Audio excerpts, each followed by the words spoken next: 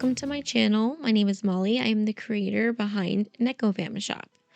Today I'm doing a craft with me, watch me craft kind of video. It's not necessarily a tutorial. I know there's a lot of previous videos on the internet on how to make what I'm making when I'm talking about like the basic construction of cat ears. So I didn't want to go too heavy on instructions. Maybe you already know what's going on. Maybe you don't. I don't know. If you want a full-length tutorial of what I'm doing, please just comment below. Let me know. And your girl got you. I'll make one. So I've been making cat ears for 4 years.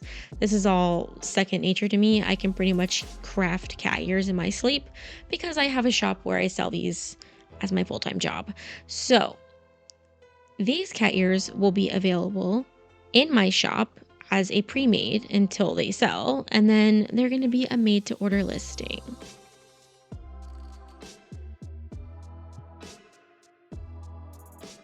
Here comes the fun part. I like to describe this as sculpting the cat ear.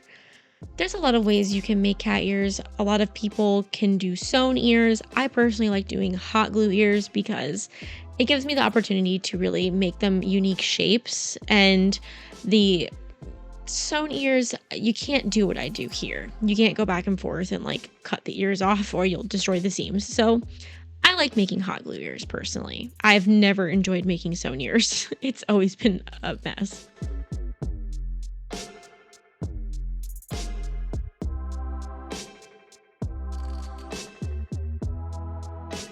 Also, just if you ever make cat ears or you want to try this at home, always wear some kind of face covering. A face mask, a respirator, a bandana, I mean anything. Protect your airways. Microplastics in your lungs are not okay. We do not need to ingest any more microplastics.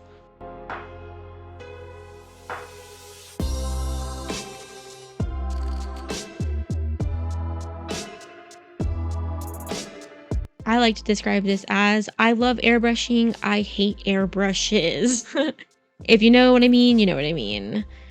Airbrushes can be so pesky, getting clogged every 3 seconds if the air blows the wrong way. If the wind changes temperature, it just gets messed up.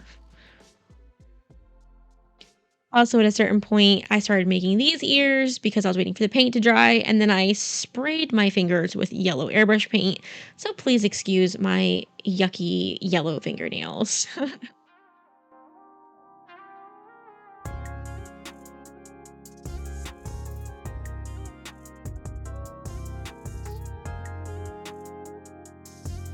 So these are pretty much my brown and pink cat ears that I've had in my shop for about 3 years now. The only difference between these and the ice cream is the chocolate drizzle. That's the only difference.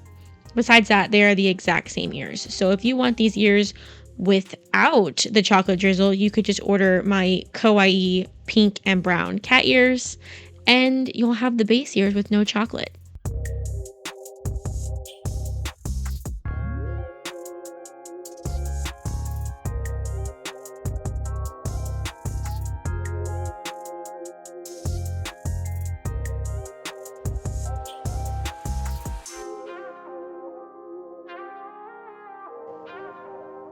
This is the scariest part of this entire process.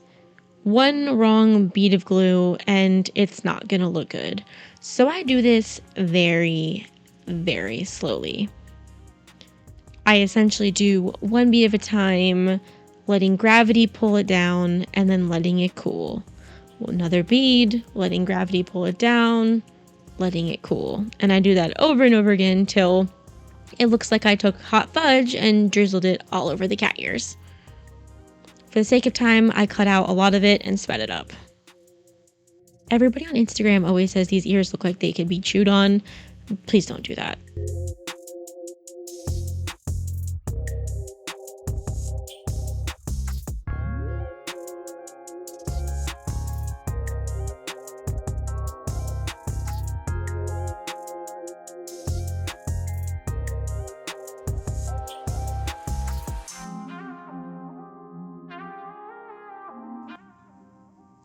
So here's the finished product.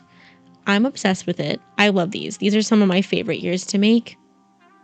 The bows in my shop are always detachable, so you can put them in your hair or on your ears. They're, 2 for 1.